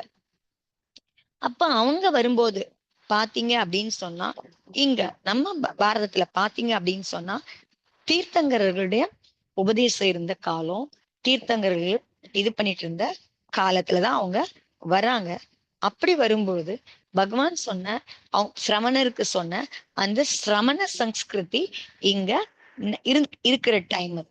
எப்போ அந்த ஆரியர்கள் உள்ள வரும்பொழுது பாரதத்துல என்ன மாதிரி சம்ஸ்கிருதி இருக்கு, சிரமண சம்ஸ்கிருதி. சோ அந்த இது இருக்கு. அப்போ அவங்க வந்து பாத்தீங்க அப்படின்னு சொன்னா, சையம், அவங்க வந்து சையம் கை கொள்றவங்களா, அடக்கமுடையவங்களா எல்லாமே இருக்காங்க. சிரமணர்கள் இருக்காங்க. சோ அப்ப இவங்க வெளியிருந்து வரவங்க, இவங்க என்ன ஞானத்தோட வராங்க, இவங்க வந்து வேதங்களோடும் அந்த வேள்விகள்ல ஆக்கிருத்தி என்னன்னா அதுக்கு அந்த நெருப்புல வந்து இடுறதுக்கு அந்த ஹிம்சையெல்லாம் பண்றாங்களோ அந்த ஞானத்தோட வர்றவங்க இங்க வரும்பொழுது என்ன பண்ண வேண்டி இருக்கு அப்படின்னு சொன்னா, இங்க இருக்கிற சிரமண சம்ஸ்கிருதியோட போராட வேண்டிய கட்டாயத்துல இருக்காங்க. சோ அப்படி இருந்து போராடி போராடி அவங்க என்ன பண்றாங்கன்னா அத பிராபகண்டாவும் பண்றாங்க. அது பண்ணும் பொழுது அப்போ உங்களுக்கு என்ன ஆகுது அப்படின்னு பாத்தீங்கன்னா, உங்களுக்கு அது அதிகமாக ஆரம்பிக்குது. அவங்க பண்ணும் பொழுது அந்த சமண சங்கஸ்கிருதிக்கு எதிரா அவங்க பண்ணும் பொழுது ஹிம்சை, அந்த வேள்வியில பண்ற ஹிம்சைகள் அதிகமாகுது அப்படிங்கறதுதான். சோ இதுல ஒண்ணு சொல்றாரு, இந்த சமண சம்ஸ்கிருதி தான் வந்து பாத்தீங்க அப்படின்னு சொன்னா திராவிட சம்ஸ்கிருதி அப்படிங்கிற பேரங்கு அதுக்கு இருக்கு அப்படின்னு சொல்றாரு. எந்த சம்ஸ்கிருதிக்கு? பாரதத்துல எப்பவுமே இருந்த அந்த சமண சம்ஸ்கிருதிக்கு தான் திராவிட சம்ஸ்கிருதிங்கிற பேர் வந்து இருக்கு அப்படின்னு சொல்றாங்க. சோ இப்ப இவங்க வந்து அஹிம்சையை கடைப்பிடிக்கிறவங்களா இருக்காங்க. சோ இப்ப யார் வெளில இருந்து வராங்க? அந்த வைதிகாரியர்கள் வராங்க. அவங்களுடைய இது என்னவா இருக்கு? ஹிம்சைய பரப்புறதா இருக்கு. அவங்கள பாத்தீங்கன்னு சொன்னா அஸ்வமேத யக்ஞம், நரமேத யக்ஞம், அதெல்லாம் பாத்தீங்கன்னா அஸ்வமேவில வந்து பாத்தீங்கன்னா குதிரையே பலி கொடுக்கறது. நர நரமேத யக்ஞம் பாத்தீங்கன்னா மனுஷங்களையே பலி கொடுக்கறது. அதுல ஏற்பட்ட சோ அந்த குதிரையோ இல்ல அந்த உயிர்களையோ அந்த வேள்வியில போடும் பொழுது அது உயிர் போகும்போது அந்த உயிர்கள் எங்க போகுதுன்னு அவங்க நம்பினாங்க அப்படின்னு சொன்னா அந்த உயிர் வைகுண்டத்துக்கு போகும் அப்படிங்கிற நம்பிக்கையும் அவங்களுக்குள்ள இருந்தது. அப்ப இதெல்லாம் அதிகமாக அதிகமாக அப்ப என்ன ஆகுது? உங்களுக்கு இம்சை வந்து அதிகமா உங்களுக்கு வந்து அதிகமாகுது. அப்படி என்ன சொல்றது? தாண்டவம் ஆடுதுன்னா அப்ப எல்லா இடமும் எல்லா இடத்துலயும் இம்சை அந்த மாதிரி இதுவாயிடுது உங்களுக்கு. அப்போ உங்களுக்கு வந்து ஆஹ் அந்த சமண சம்ஸ்கிருதி எல்லாமே இருந்தது அப்படின்னா கூட சோ அப்ப வந்து அந்த இந்த காலகட்டம்லாம் இருக்கு இல்லையா? பகவான் முடிஞ்சதுக்கு அப்புறம் வெறும் இது இருந்தது அப்படின்னா கூட இதோடு எதிர்த்து போராட முடியாத அளவுக்கு அப்ப அவங்க அவ்வளோ தீவிரமா அதெல்லாம் பண்ணும்பொழுது அது. ஆனா சமண சம்ஸ்கிருதி இங்க இருந்து பார்த்தோம் சொன்னா பாரதத்துல ஆதிநாத சுவாமி காலத்திலிருந்து பார்ஷ்நாதர் காலம் வரைக்கும் கூட பாத்தீங்கன்னா இப்ப நம்ம மகாவீர் சுவாமி பத்தி இப்ப படிக்கும். அதனால அவர் வந்து ஆதிநாத சுவாமில இருந்து பார்ஷ்நாதர் காலம் வரைக்கும் சொல்றாரு. சோ அப்பெல்லாம் வந்து பாத்தீங்கன்னா அகிம்சை தர்மம் தான் பரப்பப்பட்டு வந்திருக்கு அப்படிங்கறதான். சோ அதுலயே கூட பார்த்தோம் அப்படின்னு சொன்னா பார்ஷ்நாத் சுவாமி காலத்துல இந்த அஹிம்சை தர்மத்தை பிரச்சாரம் பண்ணதுல முக்கியமான இதுல இருந்து யாருன்னு பாத்தீங்க அப்படின்னு சொன்னா புத்தர் வந்து இருந்திருக்காரு. இன்னைக்கு நம்ம வரலாறுல படிக்கல சமகாலம் மகாவீர் சுவாமிக்கு சமகாலத்தவர் அப்படிங்கிற மாதிரி எல்லாம் படிக்கணும் இல்ல. சோ புத்தர் வந்து மகாவீர் சுவாமிக்கு முன்னாடியே தீட்சை எடுத்தவர். எந்த காலத்துல? பார்ஷ்நாத் சுவாமியுடைய சாசன காலத்திலேயே அப்பயே அவர் வந்து தீட்சை எடுத்தவரா இருக்காரு. அப்ப வந்து அகிம்சைய பரப்புறவரா இருக்காரு. அவர் முக்கியமான சிஷ்ய வடிவுல இருக்காரு அவர். சோ அவர் வந்து பண்றாரு, தீட்சை எடுக்கிறாரு, தபம் பண்றாரு, எல்லாமே பண்றாரு அவர். எல்லாம் பண்ணதுக்கு அப்புறமும் அவரால வந்து என்ன அடைய முடியல அப்படின்னு சொன்னா கேவல ஞானம் அடைய முடியல. சோ கேவல ஞானம் அடைய முடியல. ஆனா உடம்பு வந்து என்ன ஆயிருக்கு? இந்த மாதிரி தவம்லாம் கடுமையான தவம் பண்ணும்போது அடங்குது பண்ண உடம்பு வந்து க்ஷீணம் அடைய ஆரம்பிச்சிருக்கு. சோ இப்ப அவருக்கு வந்து அது வந்து ஒரு பெரிய இதுவா இருக்கிறதுனால நமக்கு வந்து இது வரைக்கும் கேவல ஞானமும் அடைய முடியல, நம்ம உடம்பும் க்ஷீணமாயிட்டு இருக்கு அப்படிங்கிற பொழுது அப்போக்கு அவரால வந்து பகவானுடைய அகிம்சா இதுவை கடைப்பிடிக்கிறதுல வந்து என்ன ஆகுது? அவருக்கு அந்த நம்பிக்கையை வந்து இழக்க ஆரம்பிக்கிறாரு. பாவனையில வந்து மாற்றம் வருது. அந்த அகிம்சையிலேயே வந்து பாத்தீங்கன்னு சொன்னா இம்சை வந்து ஒரு குறிப்பிட்ட அளவுக்கு அதுல மிக்ஸ் ஆகிறதுக்கான வாய்ப்புகள்லாம் வருது. அதுக்கப்புறம் ஒரு மத்தியமா தான் அவரால் இவ்வளவு தீவிரமா அதை கடைப்பிடிக்க முடியல அப்படிங்கிற போது அவர் என்ன பண்றாரு? ஒரு இடைநிலைப்பட்ட வழியா அவரு தனி வழியா அவர் வந்து ஆரம்பிக்கிறாரு அப்படிங்கிறதா. சோ அந்த மாதிரி பண்ணும்பொழுது அவர் வந்து என்ன சொல்றாரு? அதுல வந்து விதி இல்லாமும் சொல்றாரு, பிக்ஷா விதி இல்லாமும் அவர் வந்து சொல்றாரு, நீங்க வந்து எந்த உயிரையும் கொல்ல வேண்டாம். சோ என்ன யார் நீங்க பிக்ஷை எடுக்கும் பொழுது யார் என்ன கொடுக்குறாங்களோ அதை வந்து நீங்க அப்படியே ஏத்துக்கிட்டு உங்களுடைய உணவை நீங்க பாத்துக்கணும் அப்படிங்கிற மாதிரி விதி வந்து சொல்லப்படுது. அப்ப யாராவது வந்து உங்களுக்கு வந்து இந்த மாதிரி மாமிச உணவுகளை கொடுத்தாங்க அப்படின்னு சொன்னா கூட நீங்க வந்து அதை வந்து எதிர்க்க வேண்டியதில்ல. அந்த மாமிச உணவை நீங்க எடுத்துக்கலாம் அப்படிங்கிற மாதிரி விதியெல்லாம் வந்து சொல்றாங்க. சோ இந்த மாதிரி உங்களுக்கு வந்து அப்போ புத்தருடையது அந்த மாதிரிதான் இருக்கு. ஏன்னா உங்களுக்கு வந்து பாத்தீங்கன்னா அந்த பார்ஷ்நாத் சுவாமியுடைய அந்த அவருடைய சாசன காலத்துல அந்த மகாவீர் சுவாமிக்கு முன்னாடி 250 வருஷத்துக்கு அந்த சாசன காலத்துல புத்தர் வந்து அந்த காலத்துல அந்த பிற்காலத்துல அந்த மகாவீர் சுவாமிக்கு முன்னாடி தீட்சை எடுத்து அப்போ புத்த மதம் எப்பத்துல இருந்து ஆரம்பிக்குது? அவரால கேவல ஞானம் அடைய முடியாத பொழுது அவருடைய உடம்பு அதுக்கு ஒத்துழைக்காத க்ஷீணமாகும் பொழுது அந்த மாதிரி இன்னொரு பாதைய தேர்ந்தெடுத்துக்கிறார் அவர். சோ அப்ப அவங்க வந்து ஹிம்சை என்ன பண்ணிக்கிறாங்க? அவங்களா பண்ணல அப்படின்னா கூட அந்த மாதிரி இருக்கு ஓரளவுக்கு அவங்களுக்கு வந்து ஹிம்சையா ஏத்துக்கிற மனநிலைக்கு அவங்க வந்து வந்துடுறாங்க. சோ அதே மாதிரி வந்து பாத்தீங்கன்னா இந்த தாபசி எல்லாம் கூட அந்த சமயத்துல வந்து அந்த மாதிரி தபம் இல்லாம உங்களுக்கு வந்து என்ன ஆக ஆரம்பிக்குது அப்படின்னு சொன்னா அதிகமாக ஆரம்பிக்குது. இதெல்லாம் வந்து எப்ப வந்து பார்ஷ்நாத் சுவாமி காலத்து கூட அந்த தாபசி இந்த மாதிரி தாபசி காலம்லாம் இருந்திருக்கு. அவங்க சொந்த தாத்தாவே அதாவது வந்து அவருடைய சொந்த தாத்தாவே நானா வந்து அவங்களுடைய அம்மாவுடைய அப்பா. சோ அந்த தாத்தாவே வந்து பாத்தீங்கன்னா தான் அந்த இதுக்குள்ள அந்த நெருப்பு அந்த நீருக்குள்ள அந்த ஜடாமுடியோட அதெல்லாம் எல்லாம் போது அந்த நெருப்பு இதெல்லாம் பண்ணி அதெல்லாம் இதுல அந்த நெருப்புல நின்று தவம் பண்றதெல்லாம் பண்றாரு. சோ அந்த மாதிரி எல்லாம் பண்ணும்பொழுது அதுல வந்து அந்த பாம்பெல்லாம் வந்து அதுல அவர் சொல்றாரு, நீங்க வந்து இந்த மாதிரி பண்ணும்போதெல்லாம் இவ்வளவு இம்சை நடக்குது அப்படிங்கறதெல்லாம் அவருக்கு விளக்குறாரு. பார்சவகுமாரா இருக்கும் பொழுதே அவர் வந்து விளக்குறாரு அவரு அந்த மாதிரி தாபசிகள் கிட்டலாம். ஆனா அவங்க ஏத்துக்கலங்கிறது வந்து அது வேற விஷயம். ஆனா அப்ப சோ அப்பவே உங்களுக்கு வந்து அந்த ஹிம்சையெல்லாம் வந்து நடக்க ஆரம்பிக்குது, அதிகமாகுது. ஹிம்சையெல்லாம் உங்களுக்கு ஜாஸ்தி ஆகுறது, இந்த மாதிரி தப்பான விஷயங்கள்லாம் நிறைய அதிகமாகுது. சோ அந்த அடக்கமும் குறைஞ்சு போகுது, ஹிம்சைகளும் அதிகமாகுது. இதெல்லாமே உங்களுக்கு ஜாஸ்தி ஆயிட்டு இருக்கும்போது இதெல்லாம் வந்து பாத்தீங்க அப்படின்னு சொன்னா எப்ப வந்து உங்களுக்கு வந்து அகிம்சை வந்து திருப்பி இது இருக்கும் பார்த்தா திருப்பி மகாவீர் சுவாமி காலத்துலதான் ஏற்படுது அப்படிங்கறதான். சோ மகாவீர் சுவாமி காலத்துலதான் இதுக்கெல்லாம் வந்து இந்த பலிக்கெல்லாம் வந்து ஒரு முடிவுக்கு வந்த காலம்லாம் பாத்தீங்கன்னா மகா மகாவீர் சுவாமி காலத்துலதான் வந்தது அப்படிங்கறதான். சோ அதுக்கு வந்து பாத்தீங்கன்னா அதுக்கு வரலாற்று பதிவுகள் கூட இருக்கு. பாலகங்காதர திலகர்லாம் பாத்தீங்க அப்படின்னு சொன்னா அவருடைய இதுல பாத்தீங்கன்னா அவருடைய பதிவுகள்ல அவர் எழுதியிருக்காரு. என்ன எழுதியிருக்காரு அப்படின்னு பார்த்தோம்னா, இந்த யஜ்ஞங்கள், இந்த வேள்விகள், அதாவது உயிர் பலி கொடுக்கிற யஜ்ஞங்கள்லாம் குறையறதுக்கு நிறுத்தப்பட்டதுக்கு எது வந்து காரணம் அப்படின்னு பாத்தீங்கன்னா மகாவீர் சுவாமியோட உபதேசமும் ஜெயின தர்ஷனம் தான் அதுக்கு வந்து காரணமா இருந்திருக்கு அப்படிங்கிறத அவருடைய பதிவுகள்ல பார்க்க முடியுது.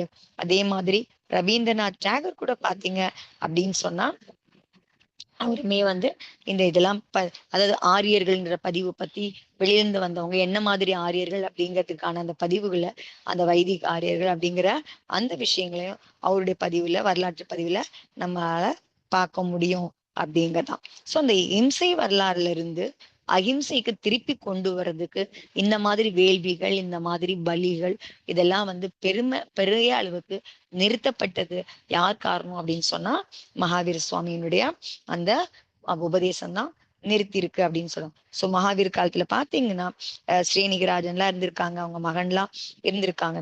அவங்களாம் என்ன பிரச்சாரம் பண்ணாங்க? அஹிம்சையதான் அவங்களாம் வந்து பிரச்சாரம் பண்ணியிருக்காங்க அப்படிங்கறதா.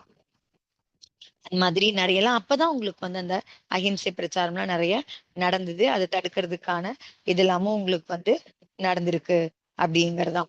சோ அவங்க குடும்பம், அவங்க பரம்பரை அந்த மாதிரிலாம் நிறைய வந்து அப்ப வந்து பண்ணியிருக்காங்க.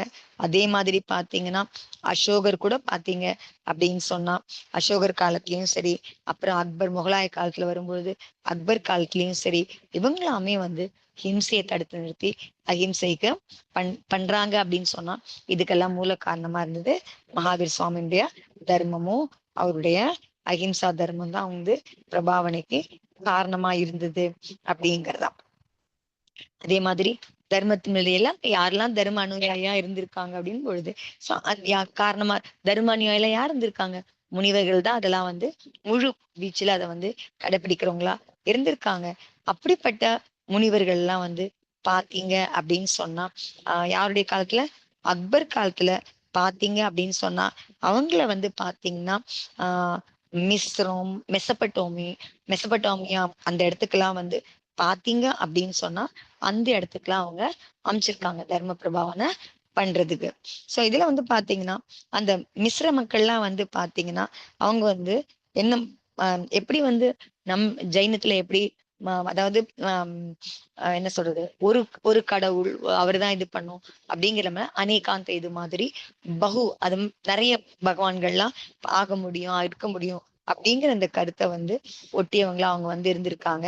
சோ தீர்த்தங்களுடைய அந்த பாவனைகள் வந்து பாத்தீங்க அப்படின்னு சொன்னா விஸ்வ வியாபியா உலகம் முழுவதுமே பரவனதா இருந்திருக்கு அப்படிங்கறதுதான். சோ அவங்களுமே அந்த மிஸ்ரன் வந்து பரமாத்மா வந்து இருக்கும்போது அவங்களுக்கு வந்து அநேக பரமாத்மா, பகு பரமாத்மா இருக்கிறது அவங்களையும் ஏத்துக்கிறாங்க. அது வந்து ஜைனத்தை தவிர வேற எந்த மதங்கள்லயும் அந்த மாதிரி கிடையாது. ஏன்னா அவங்க இதெல்லாம் வந்து பாத்தீங்கன்னா ஒரு கடவுள் ஒரு இது அந்த மாதிரிதான் அவங்களுக்கு வந்து சம்பிரதாயங்கள்லாம் இருந்திருக்கு. ஆனா ஜைனத்துல தான் வந்து இந்த மாதிரி இருக்கு. சோ அங்க மிஸ்ரத்திலயும் பாத்தீங்கன்னா அந்த மாதிரி இருந்திருக்காங்க அப்படிங்கறதா. சோ இதை பத்தி நம்ம இன்னும் நிறைய தெரிஞ்சுக்கணும் அப்படின்னு பார்த்தா இந்த மாதிரி பதிவுகள் இந்த மாதிரி எல்லாம் பாத்தீங்க அப்படின்னு சொன்னா வரலாற்று பதிவுகள்ல அவர் சொன்னாரு, ஒரு புஸ்தகம் பேர் சொன்னாரு, திகம்பர் அவுர் திகம்பர மூர்த்தி அப்படின்னு ஒரு புஸ்தகம். வரலாற்று புஸ்தகம். அது வந்து பாத்தீங்கன்னா ஆச்சார்ஷி கூட அது வந்து இது பண்ணியிருக்காரு. நிறைய வந்து பண்ணி அதை படிக்கணும், அப்படி எல்லாரும் படிக்கணும் அப்படிங்கறதெல்லாம் சொல்லியிருக்காரு. அதை எழுதுனது யாருன்னு பார்த்தோம்னா காம்தா பிரசாத் ஜெயின் அப்படிங்கிறவர் வந்து எழுதியிருக்காரு. அவங்களுடைய இதுலயே பாத்தீங்கன்னா ஜோதி பிரசாத் ஜெயின் அவங்களாமும் பதிவு பண்ணியிருக்காங்க. அவங்களுடைய வரலாற்று பதிவுகள்லயும் பாத்தீங்க அப்படின்னு சொன்னா இந்த மாதிரி அஹிம்சா பரம தர்மம் எப்படி உலக வியாபியா இருந்தது, எந்தெந்த காலகட்டத்துல இந்த மாதிரிலாம் இருந்தது, திகம்பரத்துவம் பத்தியும் திகம்பர மூர்த்தி பத்தியும் நம்ம வந்து தெரிஞ்சுக்கணும் அப்படின்னு சொன்னா அதுல இருந்து, அதாவது இம்சைய எப்படி அவங்க வந்து தடை பண்ணாங்க, அதாவது இம்சை அவ்வளவு பண்ணாங்க அப்படின்னா கூட அது எவ்வளவு தூரம் பண்ண முடியுதுன்னா ஒரு பெரிய அளவுல இந்த மாதிரி வெளியில தான் வேள்விகள் மூலியமா அதெல்லாம் தான் உங்களுக்கு வந்து தடை பண்ணாங்களே தவிர இன்னும் அந்த சூக்ஷ்மமால அதை பண்ண முடியல அப்படிங்கறதாம். அதே மாதிரி பாத்தீங்கன்னு சொன்னா அந்த மெசபட்டோமியாலலாம் வந்து பாத்தீங்கன்னா அங்க வந்து மூர்த்திகள்லாம் கிடைச்சிருக்காங்கலாம். அதை பத்தின பதிவுகளும் இருக்கு. அந்த மூர்த்திகள்லாம் பாத்தீங்கன்னா ஆடை இல்லாததா நிர்வாண வடிவுலதான் அந்த மூர்த்திகள் இருந்தது அப்படிங்கிறதுக்கான பதிவுகள் இருக்கு. அதை வந்து அவங்க என்னன்னு சொல்லியிருக்காங்க அப்படின்னு சொன்னா ஹோரஸ் அப்படின்னு சொல்லியிருக்காங்க. அது வந்து பாத்தீங்கன்னா ஏறக்குறைய நம்முடைய ஹிந்தி இதுல வந்து பாத்தீங்கன்னு சொன்னா அது அரகந்த பகவான குறிக்கிறதா இருக்கு அப்படிங்கறதா அதுல சொல்றாங்க. அதே மாதிரி பித்தாக்கரஸ் நமக்கு வந்து யுனானி ரீஜியத்துல இருந்த நம்ம சொல்றோம்ல பெரிய சிந்தனைவாதி பித்தாக்கரஸ் எல்லாம் படிக்கிறோம் இல்லையா, அவங்களாமும் வந்து பாத்தீங்கன்னா அவருடைய இந்த பேர் வந்து பாத்தீங்கன்னா ஆஹ் பீத்தாஸ்ரவ அப்படிங்கறதா அவருடைய முக்கியமான பேரா அவரது இருந்திருக்கு. சோ அவங்களாமும் அந்த காலகட்டத்துல வந்து பாத்தீங்கன்னு சொன்னா ஹிம்சைக்கு எதிராக அவங்களுமே பதிவுகளை பண்ணியிருக்காங்க. ஹிம்சை இல்லாம போனதுக்கு காரணம் ஜைன ஆச்சாரியர்களும் ஜைனங்களும் அவங்கதான் காரணமா இருந்திருக்காங்க. ஈவன் அந்த இவங்கெல்லாம் பாத்தீங்கன்னா அந்த நிறைய பேர் அப்ப அந்த காலத்துல கூட அவங்கெல்லாம் வந்து பாத்தீங்கன்னா அந்த நாடுகள்ல அவங்க அந்த இந்த நாடுகள்ல கூட பாத்தீங்க அப்படின்னு சொன்னா அவங்களுமே வந்து இம்சை செய்யாம இருந்திருக்காங்க, இரவு உணவு உண்ணாம இருந்திருக்காங்க, கந்த மூலங்களை சாப்பிடாம இருந்திருக்காங்க. இதெல்லாமும் அந்த ஆச்சாரம்லாம் அங்கேயும் இருந்திருக்கு அப்படிங்கறதுதான். சோ இது எல்லாமே உங்களுக்கு இதுல இருந்து தெரிஞ்சுக்க முடியும். இது எல்லாமே உங்களுக்கு வந்து அஹிம்சையில இருந்து இம்சையில இருந்து அகிம்சையில இருக்கிறதுக்கான முக்கிய இதுவா இருந்தது, கொடையா இருந்தது யாருன்னு பார்த்தோம்னா நம்மளுடைய தீர்த்தங்க பகவான்கள் தான் இருந்திருக்காங்க அப்படிங்கறதுதான். அதனால இது தெரிஞ்சிட்டோம். அடுத்து மீதி நாளைக்கு பார்க்கலாம்ப்பா. ஓகே. சமய கிருஷ்ணன். நல்லா இருக்கு ஆண்டி. இந்த 4 விஷயம் நல்லா இருந்தது. பக்தி எப்படி பண்ணணும், பக்தினால என்ன கிடைக்கும், சக்தி கிடைக்கணும் அப்படிங்கிறது. அப்ப நம்மளுடைய எதிர்பார்ப்பு என்னவா இருக்கணும் அப்படிங்கறதா அதுல முக்கியமான விஷயமா இருக்கு அப்படிங்கறதுதான். எப்படி பண்ணணும், என்ன ஏம் இருக்கணும், நமக்கு எப்படி பண்ணணும் அப்படிங்கிறது. கரெக்ட். நல்லா இருந்துச்சு. எவ்வளவு நிறைய பேசுறோம், பக்தி பேசுறோம், அதை பேசுறோம், இதை பேசுறோம், விரதம் எல்லாம் பேசுறோம். பட் ஆனா அதனுடைய உண்மையான சென்ஸை தெரிஞ்சுட்டு பண்றோமா அப்படிங்கறதுதான். அதுதான் அதான் அந்த பக்தி வர்றதுக்கு காரணம் வந்து பகவானுடைய குணங்கள் மேல நம்மளுக்கு அந்த அனுராகம். அது குணங்கள் வந்து என்ன குணங்கள், அந்த குணங்கள் மேல அனுராகம் வரப்பதான் அந்த குணங்கள் தான் நம்மளுக்கு ஒரு வர முடியும், இம்பார்ட்டண்டா இருக்கணும். அதனால அப்படி நினைச்சு நம்ம பக்தி பண்றப்ப அது உண்மையான பக்தியா இருக்கு. மத்த விஷயங்களுக்காக நம்ம பண்றப்ப அது தேவை, நம்ம அது சின்ன விஷயம், அல்பமான விஷயம் ஆயிடுச்சு. அதுதான் நம்ம பிறவியா அடைஞ்சிட்டு இருக்கோமே. ஆசைப்பட்டு உட்காந்து இது எப்படி இப்ப கிடைக்கணும் கூட ஏதோ ஒரு பிரிவுல நமக்கு அந்த மாதிரி அல்ப சுவெல்லாம் கிடைச்சிருக்கு நிறையதான். அதுக்கு வந்து ரொம்ப கஷ்டம் எல்லாம் படவே வேண்டியது.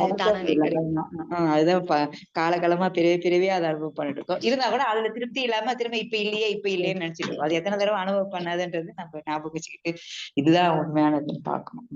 நல்லா இருந்தது. நாளைக்கு பார்க்கலாம். ஓகேமா. சமய தர்ஷனம் எல்லாருக்கும். சமய தர்ஷனம். ஜெய ஜினேந்திரா எல்லாருக்கும்.